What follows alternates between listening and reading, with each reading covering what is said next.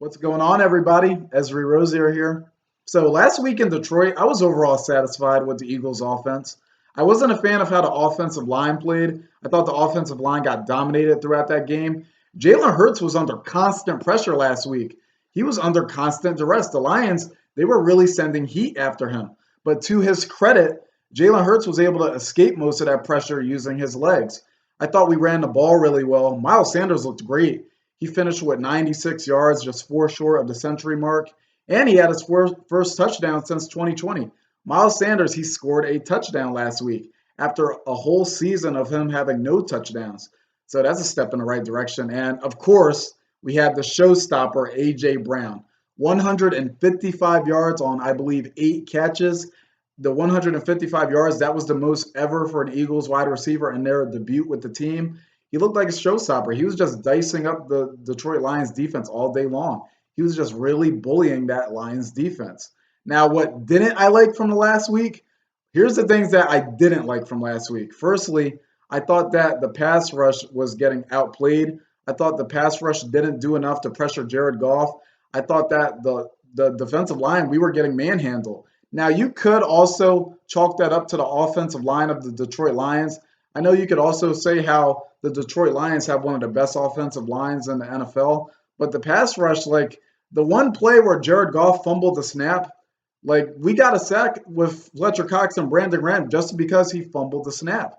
The pass rush, I really thought that we were just not getting enough heat on Jared Goff, and he's one of those quarterbacks where you really got to get heat on him because once you hit him a little bit, he gets real uncomfortable. So I thought that the defensive line could have played better. But the worst thing about last week's game, easily, very easily, the worst thing about last week was the run defense. The run defense last week, it was abysmal. DeAndre Swift just chopped up that run defense all game long. We were getting owned by DeAndre Swift. Didn't he have like 150 something yards? I think that was like a career high for him. The run defense, I said this in the last video, my 80-year-old grandmother could have ran through our defense last week. That's how bad it was. Now, I was going into this game, I knew that DeAndre Swift was a beast because I remember him from last year. I said before the game that I wasn't scared of the Lions passing game because Jared Goff stinks. It was really the Lions run game that concerned me. I thought that they wouldn't pass the ball well, but I knew that their run game was potent with DeAndre Swift. And the Lions, for some reason, after that crazy opening drive where they just gave us the business running the ball, they got away from it. They started to put the game more into Jared Goff's hands, which I believe was a huge mistake, by the way. I believe that it was a big mistake to put the game on Jared Goff after you had such success running the ball on that first drive. I don't know why they did that. And now that brings me to tonight's game.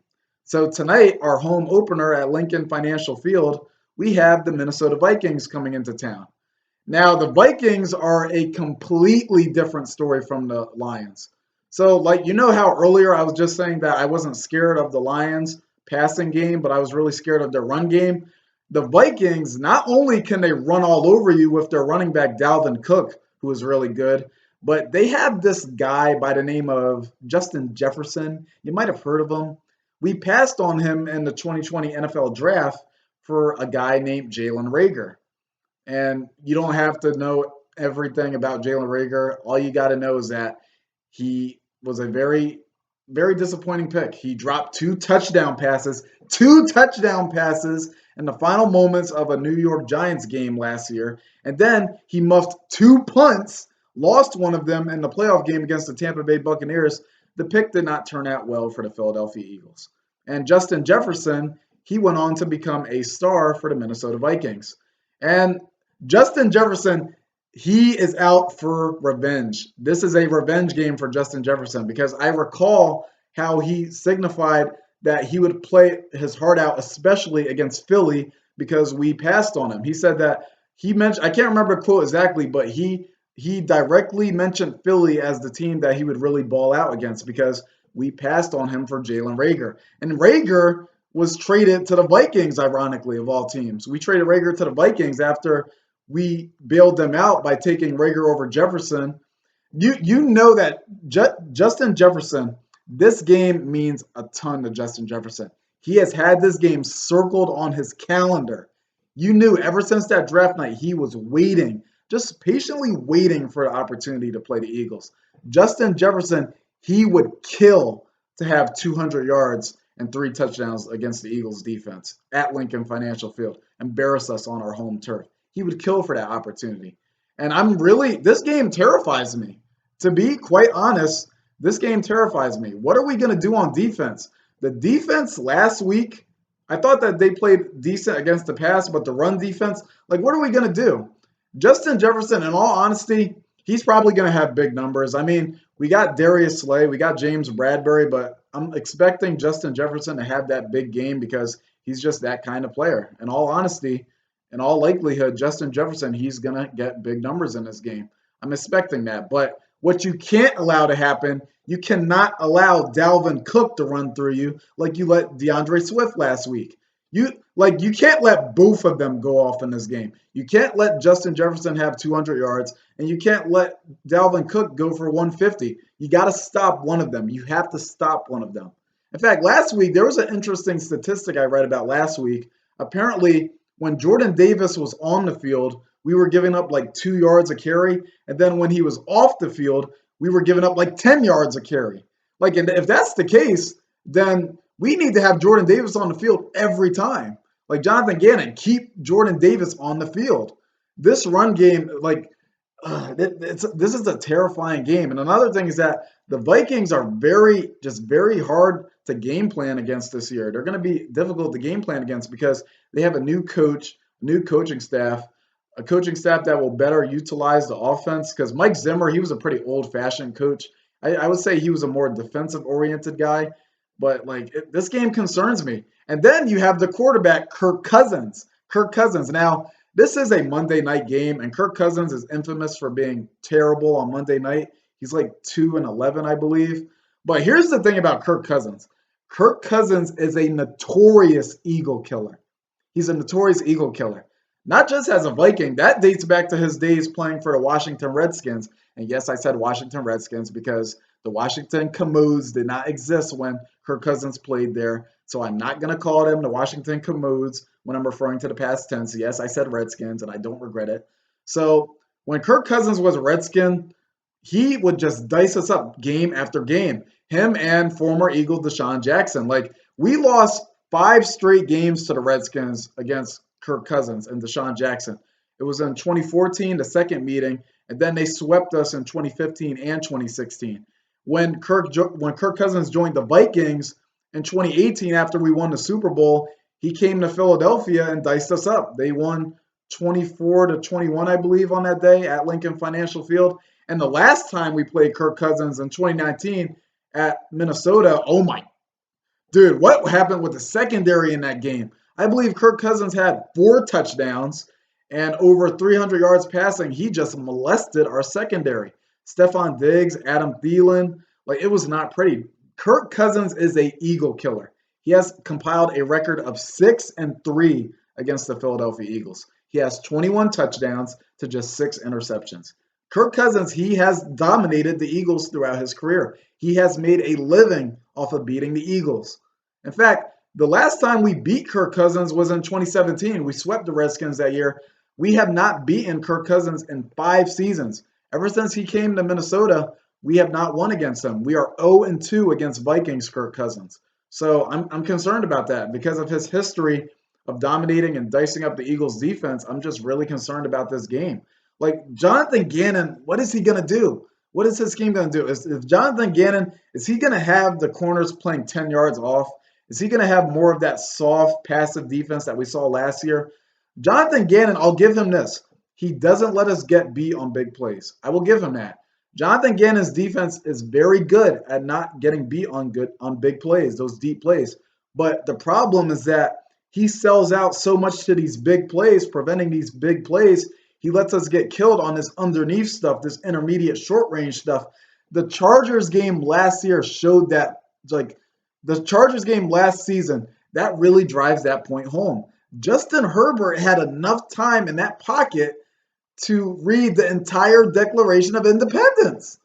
We didn't hit Justin Herbert a single time in that game.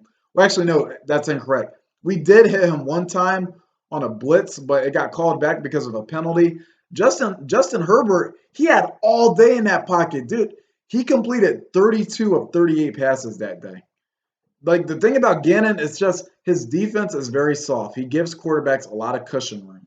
He gives them a lot of cushion room to kill us because he's so concerned about these big plays, getting these big plays down the field, is that he sells out to those completely. And in sacrifice of that, you have to give up all this on these small intermediate plays. It's very frustrating. It's a very frustrating form of defense.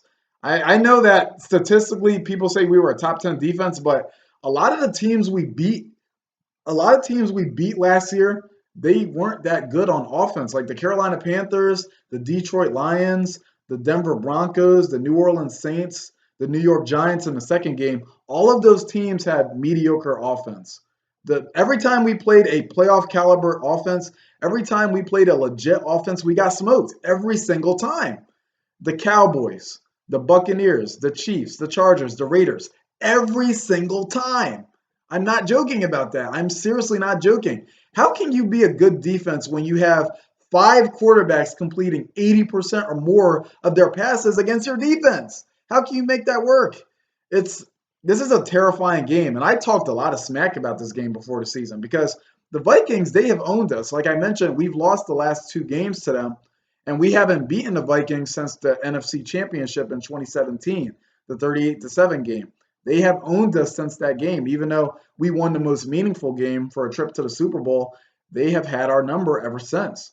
And it's like, what are we going to do? I just don't know what we're going to do. I talked so much trash about this game. In fact, I made a bet. Now, people in the TSC group, they know about this. I said that if the Eagles lose this game tonight, I will pour 3 bottles of purple Fanta soda on myself, Facebook Live. Now, if I realized that our defense was going to look that bad against the Detroit Lions last week, I wouldn't have made that bet. I wouldn't have done that. Like I could legit end up with 3 bottles of purple Fanta soda on me tomorrow. Spill it all over me, running down my face. I don't want to be all sticky and wet like that. It's like, this is terrifying. This is a terrifying game. And another thing, the Eagles have this curse in week 2. We have not won a week 2 game since 2016. We have not started 2-0 since 2016. 5 straight games in week 2 we have lost. And even the 2017 Eagles, not even they could go to 2-0. In 2017, we lost at Kansas City in week 2. In 2018, we lost at Tampa Bay in week 2. In 2019, we lost at Atlanta in week 2. That was the Nelson Aguilar drop game where he dropped a wide open touchdown on the sidelines and nobody was going to catch him. 2020, we lost week 2 against the Rams at home. And then last season, 2021, we lost the week 2 game against the San Francisco 49ers. That was at home too. We have lost our last 2 home openers. We cannot lose a third straight home opener. We cannot lose a third straight home opener. We cannot fail to reach 2-0 for the 5th season in a row. I mean, for the 6th season. We cannot fail to reach 2-0 for the 5th season in a row. That can't happen. That streak has to end. Like, I'm confident in the Eagles' offense. I think the Eagles' offense could hang with the Vikings' offense. The Vikings' offense, they destroyed the Packers with Justin Jefferson last week, but I'm not sure if that's because I'm not sure if that was because Green Bay was the first game and they didn't know how to game plan against this new Vikings coach, but Justin Jefferson just mollywopped the Vikings. I just messed up. Justin Jefferson just mollywopped the Packers defense last week. I think that our offense can hang with the Minnesota Vikings offense. It's the defense. The defense concerns me. What are we going to do about Justin Jefferson? How are we going to contain Dalvin Cook? What are we going to do with Adam Thielen? Don't forget about Adam Thielen. He's a stud too. He had a 100-yard game against us in 2018. I just don't know what we're going to do. Now, for this game, I'm not sure what uniform we're going to wear for this game, but I hope that it's the blackout uniform. I hope it's the all-black uniform. I said this last year. We are 11-2 wearing the all-black uniform since 2016. 11-2. And we have won 7 straight games wearing this blackout uniform. The last game we lost wearing all black, it was the Sunday night game against the Cowboys in 2018. We have won 7 straight since then. That is a pretty long winning streak. These black uniforms, they play very well on them. They play very well. So I'm hoping that we whip them out, but in all likelihood, it's probably not going to happen because it's only week 2. It's pretty early, but a lot rides on this game tonight. We can be 2-0, 2-0 for the first time since 2016. We can finally get past this hump of the Minnesota Vikings that has just routinely stampeded us, that has routinely just been an obstacle for us throughout the past few years. Throughout the past 3 years, the Vikings have just they've been an issue for us. Can we overcome Kirk Cousins? Can we get our first win over Kirk Cousins since 2017? A lot rides on this game. I don't want to be covered in purple Fantasota. If I made that bet, if we lose, I gotta honor that bet. I mean, I wouldn't want to do it, but I made a bet. I would have to honor my word. I can't be covered in purple Fanta soda, people. All right, I wouldn't look good covered in purple Fanta soda. So we got to beat the Vikings tonight. I'm confident that the offense will have a good game, but like I said, it's the defense. I'm not sure who's gonna win this game. I can see both teams winning. I can see the Eagles winning a very close affair. I can see the Vikings winning a very close affair. I can also see the Vikings winning a blowout if the defense is that bad. So it just all depends. It depends on Jonathan Gannon. What is he going to do? How is he going to make the adjustments after seeing his defense get torched by the Detroit Lions last week? What is he going to do? What is Jonathan Gannon going to do? I haven't been a Gannon fan. A Gannon fan. I'm not. I've never really been a Jonathan Gannon fan, but people defended him last week, saying that it was early. It was only week 1. I can understand that perspective, but this is the game that your defense has the ball out. You can't let Justin Jefferson and Dalvin Cook, Adam Thielen, Kirk Cousins, you can't let these guys just dominate your defense at home. Like, do you really want to lose a third straight home opener? Do you really want to lose a third straight home opener, Philly? We got to stand up to these Vikings, man. They're coming to our stadium, and we got to stop them. So this game, I'm not going to make a prediction tonight because I'm just terrified. I don't want to jinx it. I'm just really concerned about this game. Like I said, I can see either team winning. I can see either team winning, but I'll be there tonight. I'm going to go to this game. In fact, I'm going to be leaving in about an hour for Lincoln Financial Field. So we'll see. I'm just going to hope for the best. I'll be there in the stands. I'll be cheering for the Birds, but we got to be better on defense. I don't want to see a similar performance on defense that I saw last week. So take care, everybody, and go Birds.